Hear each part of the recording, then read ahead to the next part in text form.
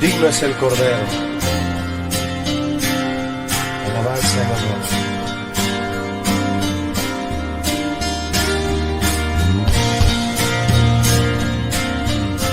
Digno eres tú, Señor. Bueno, gracias y paz. Aquí estamos desde Cosquín, Córdoba, Argentina, Carolina y yo, Omar.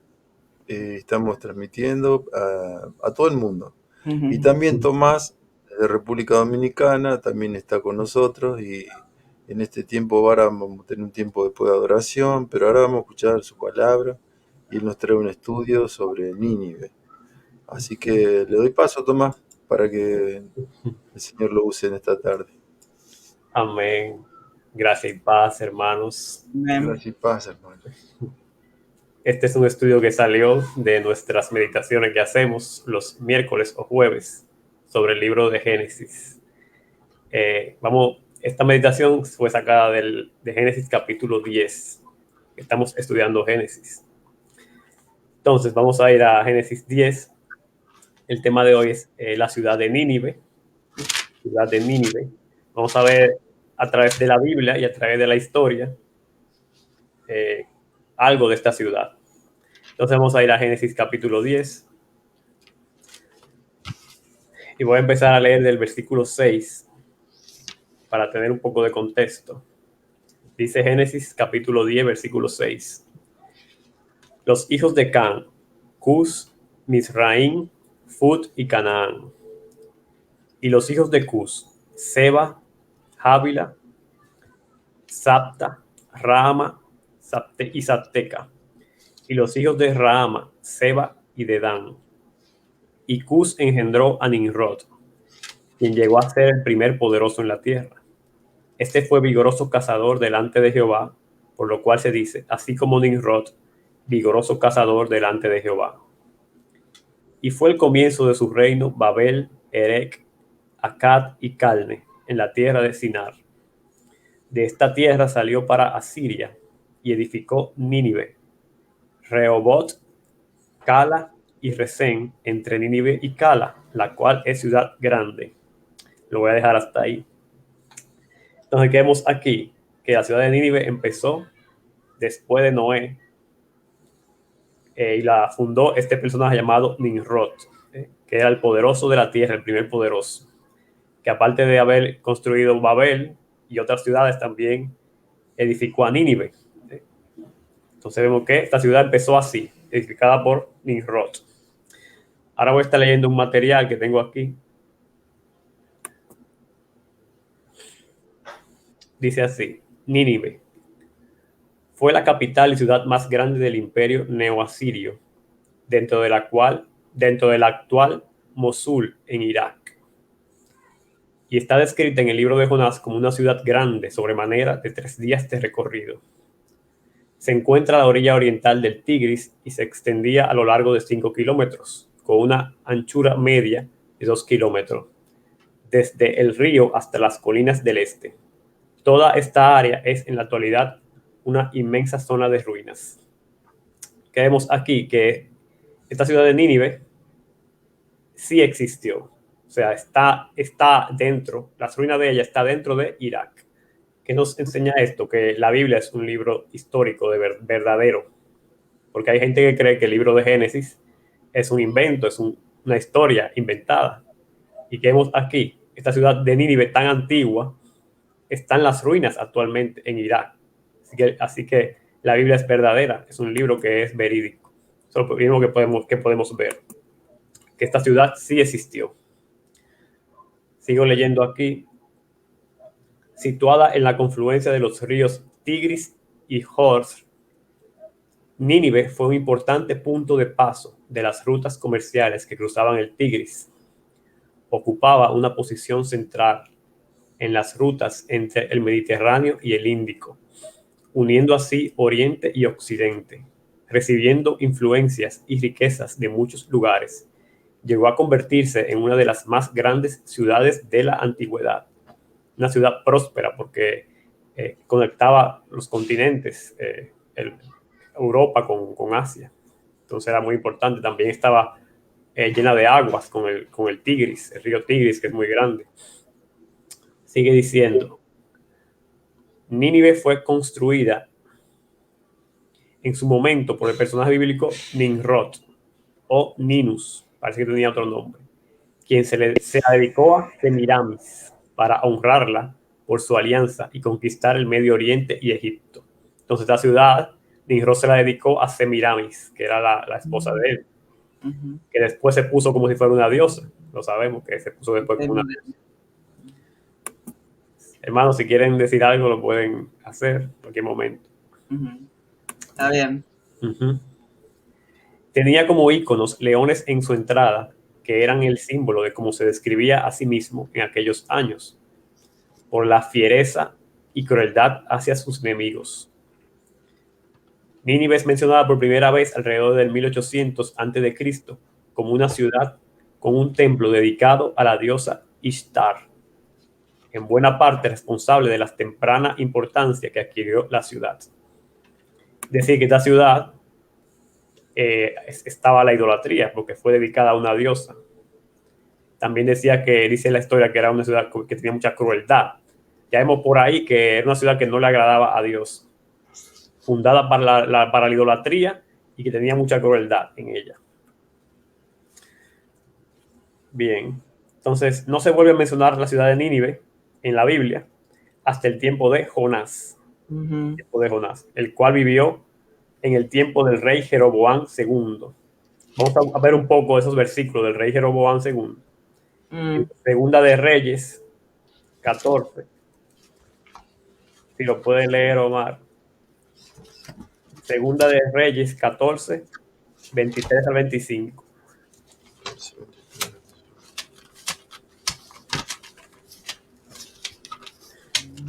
Segunda Reyes 23, 14. No, 14, 23 a 25. 14, 23, perdón. Ahora sí. 14, 23. En el año 15 de Amasías, hijo de Joás, rey de Judá, Jeroboam, hijo de Joás, rey de Israel, comenzó a reinar en Samaria y reinó 41 años. E hizo lo malo ante los ojos del Señor, no se apartó de todos los pecados con que Jeroboam, hijo de Nabat, hizo pecar a Israel. Él restableció la frontera de Israel desde la entrada de Hamat hasta el mar de Arabá, conforme a las palabras que el Señor Dios de Israel había hablado por medio de su siervo el profeta Jonás, hijo de Amitai, que era de Gat-Efer. Amén. Entonces, aquí vemos que aparece el profeta Jonás en el tiempo de este rey Jeroboam II.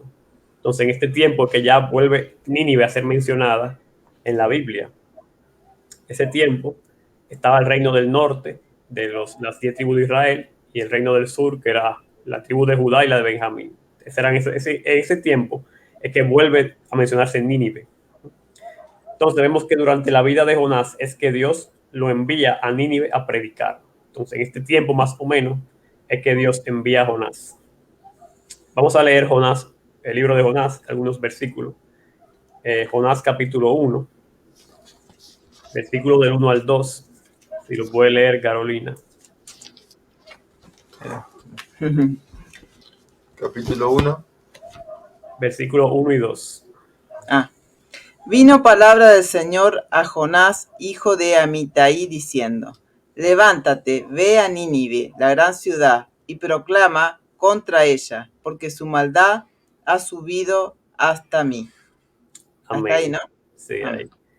Entonces, ¿qué vemos aquí? Que ya Dios se propone hacer juicios en Nínive, porque ya habíamos visto que es una ciudad fundada para la idolatría, para los dioses falsos, y que era una ciudad con crueldad, con muchas riquezas que quizás no la distribuía bien a los pobres. Entonces, por eso Dios manda a Jonás en ese tiempo a predicar para que se prepare, porque ya Dios iba a juzgarla. Entonces vamos a ver qué le dice después en el capítulo 3. ¿Qué pasa cuando ya Jonás, pasa todo lo que pasó con Jonás? El pez se lo traga, luego sale. Entonces ya Jonás llega a Nínive. Vamos a leer el capítulo 3. Lo voy a estar leyendo. Dice, vino palabra de Jehová por segunda vez a Jonás diciendo, levántate y ve a Nínive, aquella gran ciudad, y proclama en ella el mensaje que yo te diré. Era una gran ciudad, dice aquí. Y se levantó Jonás y fue a Nínive conforme a la palabra de Jehová. Y era Nínive ciudad grande en extremo, de 3 días de camino. Era toda una metrópolis del tiempo antiguo, esta ciudad. Y comenzó Jonás a entrar por la ciudad, camino de un día, y predicaba diciendo, de aquí a 40 días Nínive será destruida. Dios le había dado 40 días de prórroga para que ellos se arrepientan. Y los hombres de Nínive creyeron a Dios y proclamaron ayuno, y se vistieron de cilicio, desde el mayor hasta el menor de ellos. Amén. Vemos que esta generación de Nínive obedeció a la palabra de Dios. Qué curioso que un extranjero que venga de un pueblo, de otro pueblo que era el pueblo de Israel, fuera allá a Nínive y proclamara eso y le crean las personas. Entonces, es maravilloso esta generación de Nínive. Fue muy abierta de corazón. Realmente quiso obedecer a Dios. No como otras ciudades, no como el mismo pueblo de Israel, que cada rato le decían que se arrepintiese y no se arrepentía. En este caso, esta generación de Nínive sí hizo caso de la proclamación que estaban haciendo. Y sigue diciendo, y llegó la noticia hasta el rey de Nínive, y se levantó de su silla, y se despojó de su vestido, y se cubrió de cilicio, y se sentó sobre ceniza. Sabemos que el cilicio y la ceniza eran como un símbolo de humillación, de que de verdad estaba arrepentido, asimismo como el ayuno. Ujú.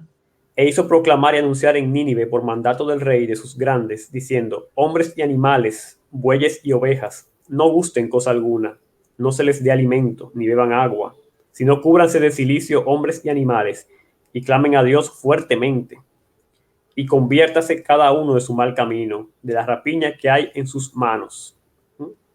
Ya el rey había puesto un edicto a todo el pueblo, y hasta los animales estaban incluidos ahí. Así que era tal el arrepentimiento del rey y del pueblo, que hasta los animales estaban incluidos ahí.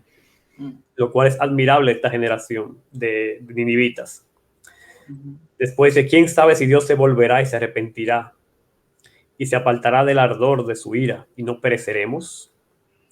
Y vio Dios lo que hicieron, que se convirtieron de su mal camino y se arrepintió del mal que había dicho que les haría y no lo hizo.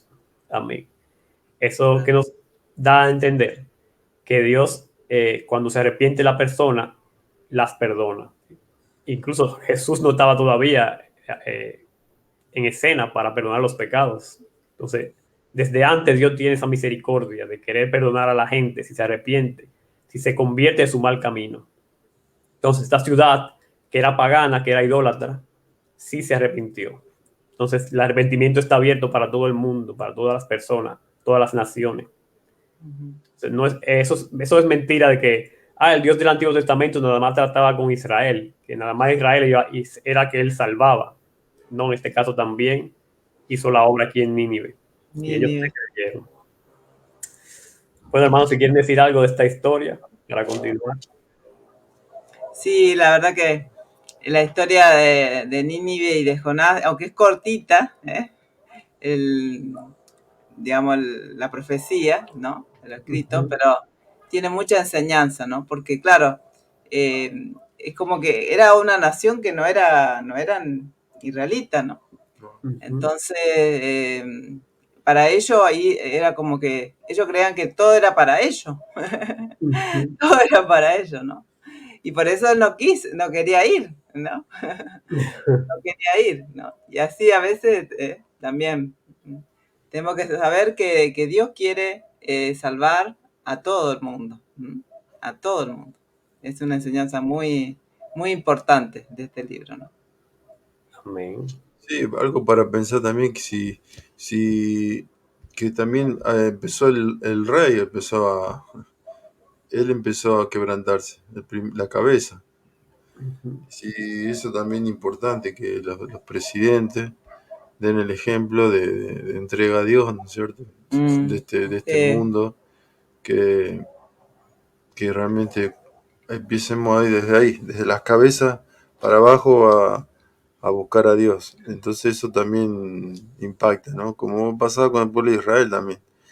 Los reyes se volvían a Dios y el pueblo también lo acompañaba. Así que bueno, esperamos el ejemplo también de los gobernantes de este tiempo, los presidentes. Sí, amén. Bueno, vamos a continuar.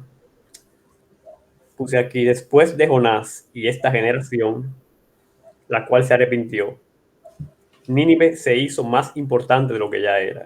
Nínive siguió siendo prosperada, pues se hizo la capital del imperio asirio gracias a su rey Sennacherib. Este imperio conquistó a Samaria y a las 10 tribus de Israel. Pero Dios libró a Judá de este rey por la fidelidad del rey Ezequías. Vamos a buscar un poco esa historia en Segunda de Reyes, capítulo 19.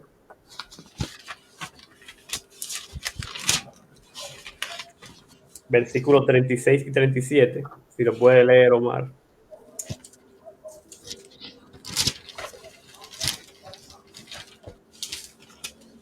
19, 36 36 y 37.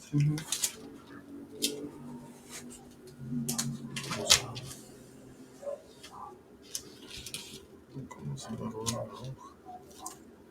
Acá lo tengo. 36. 36 y 37. Sennacherib, rey de Asiria, partió y regresó a su tierra y habitó en Nínive. Y sucedió que mientras él adoraba en la casa de su dios, Nisroch, Adramelech y Sarecer lo mataron a espada y huyeron a la tierra de Ararat, y su hijo Esar-Hadón reinó en su lugar. Muy bien. Esa es la conclusión de lo que yo quería decirles. Resulta que después de Jonás, voy a explicar otra vez. Después de Jonás, esa generación ya pasó. Se levanta este rey, Sennacherib, conquista Samaria. O sea, ya el pueblo de Israel del norte ya no está, porque ya lo conquistaron. Claro. Y querían conquistar al reino del sur, a Judá. Pero por la fidelidad de Ezequías, Dios no se lo permitió. ¿Y qué pasó con este rey Sennacherib?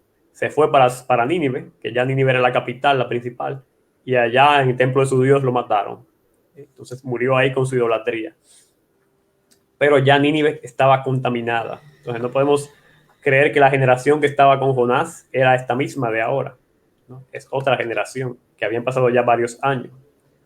De hecho, del capítulo 14 fue que vimos que estaba Jonás, y en el 18 es que ya cae Samaria. Y en el 19 es que pasa esto de Sennacherib. Entonces, todos esos capítulos se llevan muchos años. Por lo tal, la generación que estaba cuando estaba Jonás no es la misma que la que estaba ahora con Sennacherib. Entonces ya la ciudad de Nínive empezó otra vez con su idolatría y con sus cosas. Y ya otra vez Dios estaba por destruirla. Déjenme leer una cosa que tengo en el material aquí. Dice: fue el rey Sennacherib el que hizo de Nínive una ciudad realmente magnífica. Disculpen. Diseñó amplias calles y plazas y construyó el famoso Palacio sin rival, de unos 200 por 210 metros, cuya planta ha sido reconstruida en gran parte. Este palacio tenía unas 80 habitaciones, muchas de ellas repletas de bajorrelieves en sus paredes. Gran parte de las tablillas de Nínive se encontraron aquí. Algunas de las principales entradas estaban flanqueadas por toros alados con cabezas humanas. Hacían todo tipo de imágenes aberrantes. En este tiempo, el área total de Nínive ocupaba unos 7 kilómetros cuadrados y 15 grandes puertas permitían el paso de sus murallas. Un elaborado sistema de 18 canales llevaba el agua desde las colinas hasta Nínive. Se han encontrado también algunas partes de un magnífico acueducto erigido por el mismo rey Jeroboam a unos 40 kilómetros de distancia. Entonces era una ciudad que ya estaba muy rica, muy próspera, porque tenía mucha agua, muchas murallas, todo eso tenía esa ciudad. Era una ciudad que no debería de haber desaparecido de tan próspera que era. Pero Dios tuvo otra elección. Puse aquí: esta ciudad imperial y pagana no agradó a Dios como antes. Por eso se profetiza su destrucción por el profeta Nahum. Ahora Dios manda otro profeta Ah, para que profetice, porque ella cayó otra vez peor que como estaba antes. ujú. Entonces vamos a ir al libro de Nahum, el profeta Nahum, que está entre los profetas menores, que no se sabe bien cuándo vivió este profeta, porque no dice como referencia de los reyes, pero está antes de, se cree que está antes de la caída de Jerusalén y antes de Babilonia, porque Nínive, el imperio asirio que estaba ahí, lo quitó el imperio babilónico, y el imperio babilónico fue que destruyó Jerusalén. Entonces, por ese tiempo estaba Nahum. Y dice Nahum, capítulo 1, versículo 1. Profecía sobre Nínive, libro de la visión de Nahum de Elcos. Entonces, todo el libro es contra Nínive, pero no lo vamos a leer entero, vamos a leer algunos versículos. Por ejemplo, del 11 al 14. Si lo puede leer Carolina. Del 11 al 14. Sí, del capítulo 1. Dice, de ti salió el que imaginó mal contra Jehová, un consejero perverso.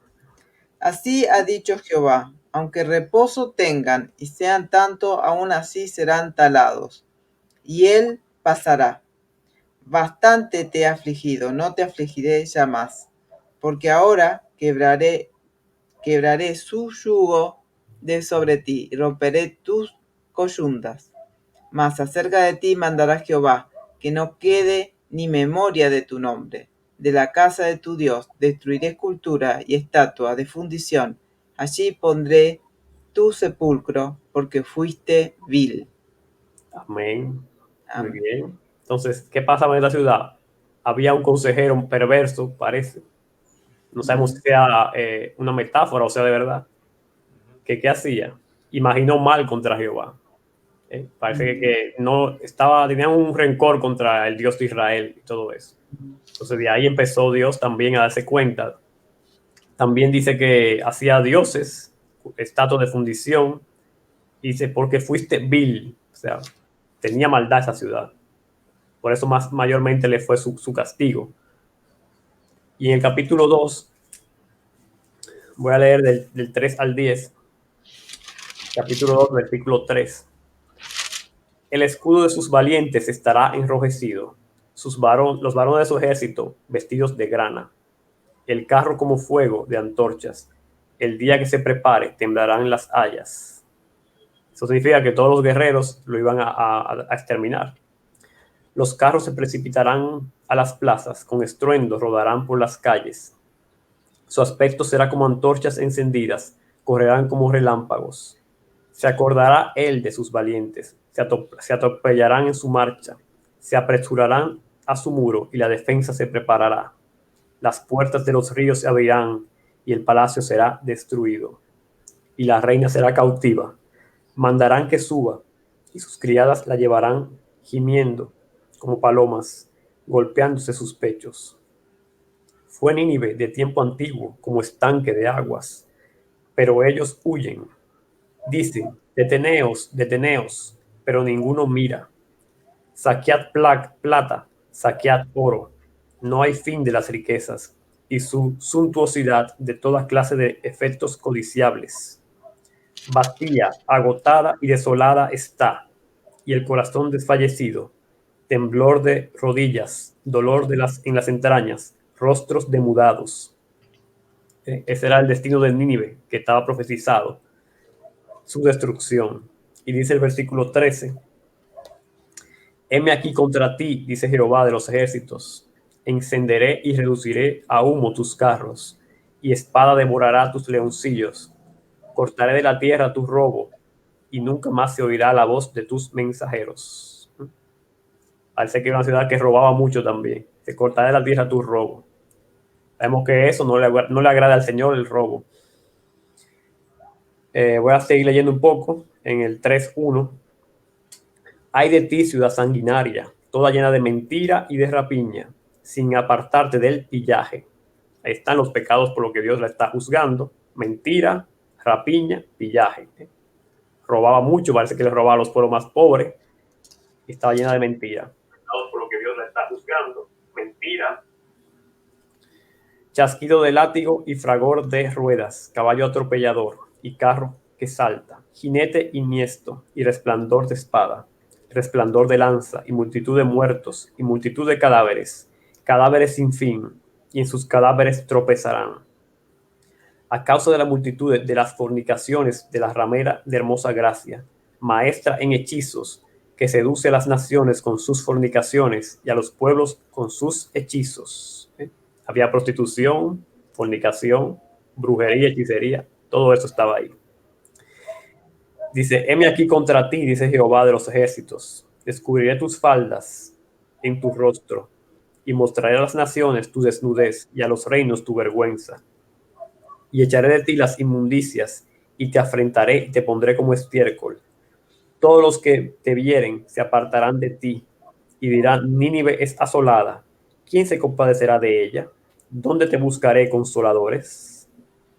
Vemos que así es el juicio de Dios, sin clemencia, sin piedad, y le menciona todos sus pecados, para que no creamos que el Dios de amor, Dios de juicio, que el mal le dice mal y al bien le dice bien, que a cada uno paga conforme a sus obras. Entonces, Dios está haciendo justo juicio aquí.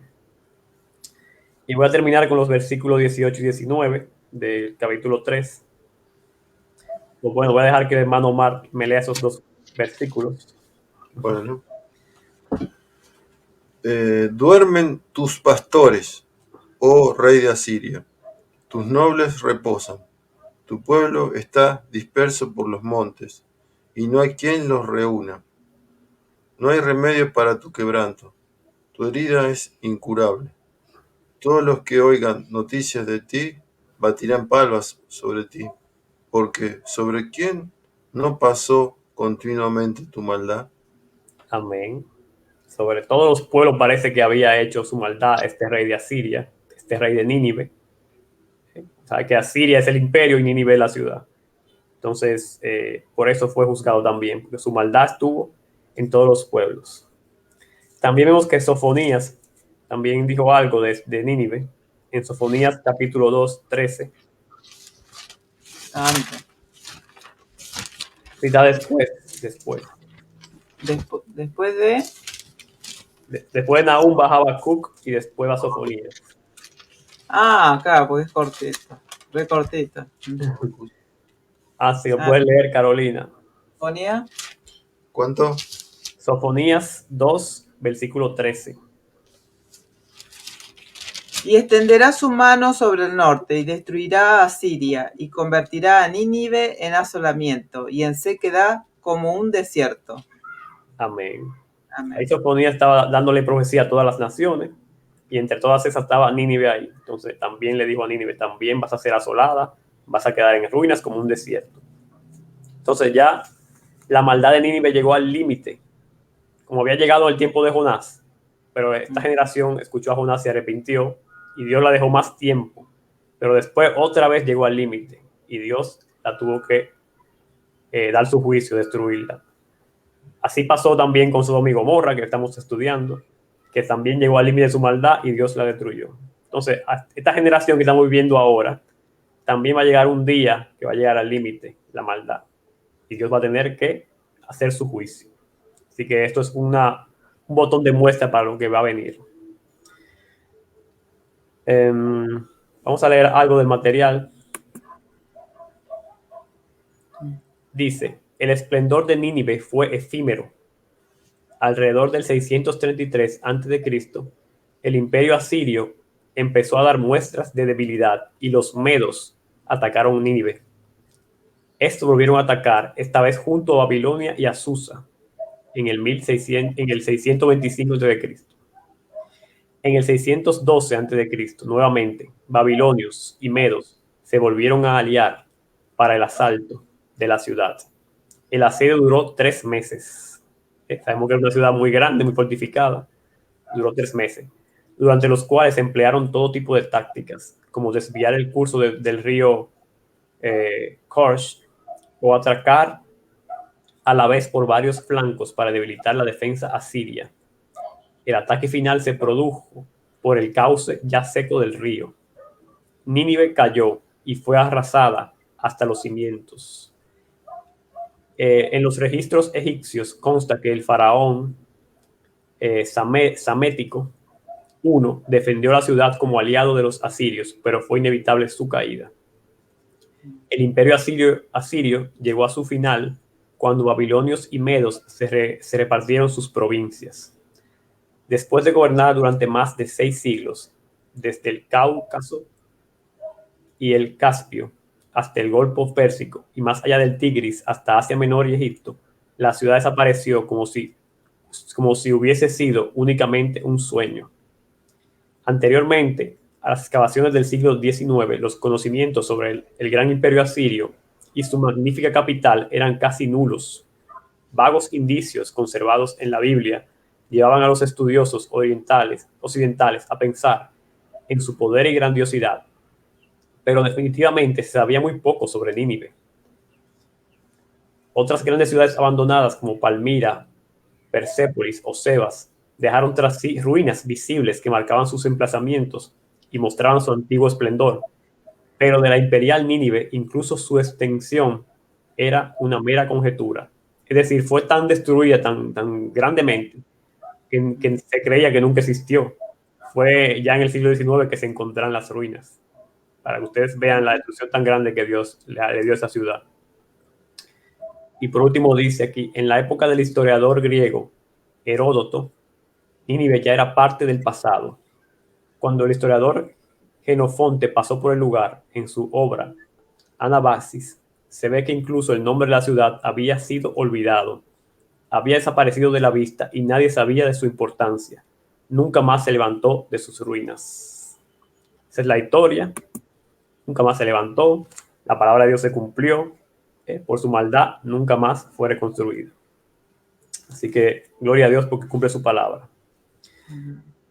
Si quieren decir algo de esto de Nínive para pasar a otro tema de Jesús un poco. No, la verdad que es muy, muy completo. Yo la verdad que no sabía algunas cosas de esto de Nínive. O sea, siempre estaba con lo de Jonás, ¿cierto? Ahí, pero no, los otros pasajes que estuviste leyendo,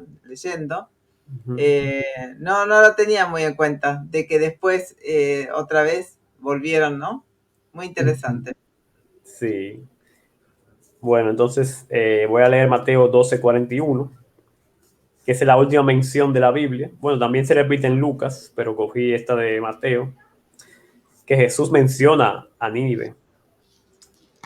Mateo 12:41. Esto está hablando de la generación perversa que estaba cuando él estaba en la tierra.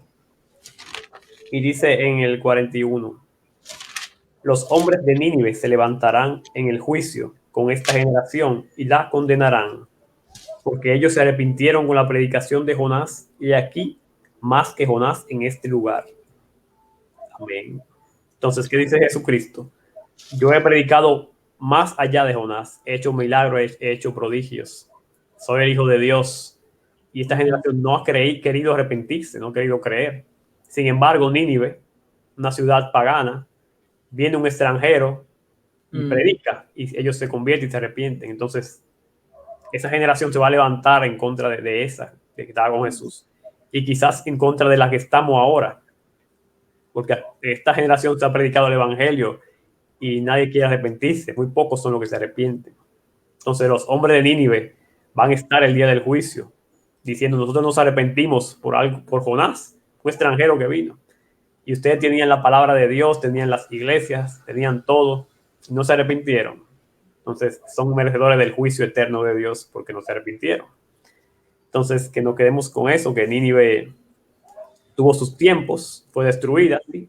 Pero esa generación estará en el día del juicio, recordándole a todo el mundo, todas las generaciones, que se puede arrepentir la gente, se puede arrepentir, se puede convertir del mal camino.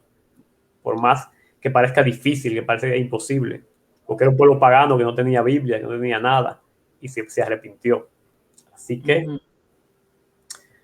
Puse aquí, Nínive empezó mal al ser una ciudad fundada por un idólatra y entregada a lo que no agrada a Dios. Ujú. En una generación se arrepintió, pero luego volvió al mal y fue destruida para siempre. Dios le dio oportunidad, pero su juicio no se tarda y se dará el pago por la maldad en cualquier generación. Así que hasta aquí dejo el estudio, hermanos. Si quieren decir algo más, lo pueden hacer. Muy bien, muy bien. Sí, la verdad que es verdad, ellos no tenían Biblia, no tenían nada, sin embargo se arrepintieron, ¿no? Y hoy vemos, ¿no? También eso, ¿no? Gente que se le ha hablado del Evangelio, que escucha continuamente. El otro día leí un comentario que dice que por lo menos acá en Latinoamérica, aún Europa, ¿no? Ya es como que realmente la palabra de Dios ha llegado, ¿cierto?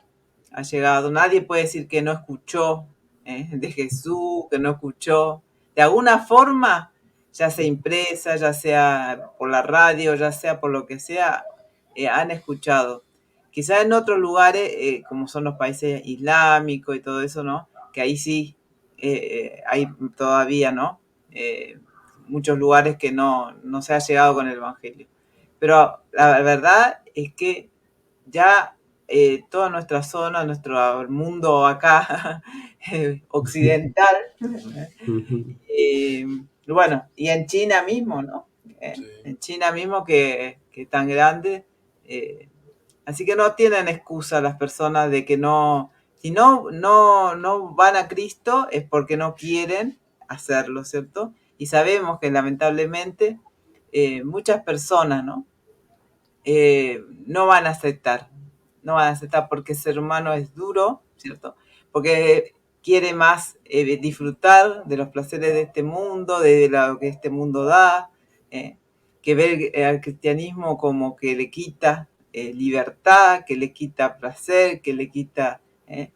y también no cree en la existencia de Dios porque ve todo lo que pasa en el mundo, todo lo que las muertes y los terremotos y todo, y dice, ¿dónde está Dios? Pero no es así, porque Dios está donde el ser humano lo ha puesto, fuera de su vida. Ahí es donde está Dios, fuera de su vida. Nosotros mismos hemos puesto a Dios. Y todo lo que nosotros sufrimos, con lo que sufre este mundo, es por justamente haber roto esa relación con Dios, ¿cierto? Entonces, un día Dios va a restaurar todo y va a terminar con todo esto, ¿cierto? Pero bueno, para estar con Él debemos entregar, ¿cierto?, nuestra vida al Señor, creer en Él, arrepentirnos, dejar el pecado, porque vemos cómo Nínive que en un momento, ¿cierto?, creyó y se arrepintió después, otra vez al tiempo, otra mejor generación, volvió a caer, ¿no? Y eso se repite mucho, aún en el pueblo de Israel, ¿no? Tiempo que estaban bien, tiempo que volvían a caer y así, ¿no? Porque realmente el ser humano es duro, ¿cierto? Así que bueno, que nos quedemos con eso. ¿Querés decir algo? No, que está todo dicho, que como pasa con una ciudad, un imperio, también puede pasar con un país, con un pueblo, con una persona, con una familia, ¿no? Que se enorgullece, se agranda, como quien dice, soberbia y va en contra de Dios también, porque esta ciudad también iba en contra de Dios, ¿no es cierto? Cómo sus días están contados, o sea, como decíamos, Dios es amor, pero es justo, entonces, si hay una rebelión contra Él, abierta y franca, Dios va a hacer justicia, tarde o temprano va a hacer justicia, entonces, que creamos en el Señor, como decía Caro, que nos volvamos de corazón y hay una oportunidad que ahora ya Dios te está dando para que te vuelva a Dios de corazón, te reciba como si es Salvador y cambies de vida y va a ver que va a ser mucho mejor y Dios te va a bendecir porque al Señor bendice a sus hijos. Entonces, para ser hijo, tiene que recibirlo. Amén. Amén. Amén. Bueno, ya finalizamos, ¿cierto? Ya finalizamos, ¿Sí? entonces damos por terminado. Si quieren seguir enganchados, nosotros vamos a seguir ahora con el tiempo de adoración, así que hay medios para conectarse, ¿no es cierto? Bueno, ahí está el teléfono donde pueden conectarse. Sí. Le podemos mandar el link. Si no, bueno, puedo entrar ahora a Facebook y dejar, pero bueno, pueden contactarse ahí por ese número y les puedo mandar el link para la segunda parte o para participar de estos encuentros con nosotros. Amén. Para estudiar sus palabras, escudriñar, orar, estar en comunión. Así que bueno, que el Señor les bendiga. Gracias y paz. Gracias y paz. Gracias y Gracias, paz. paz.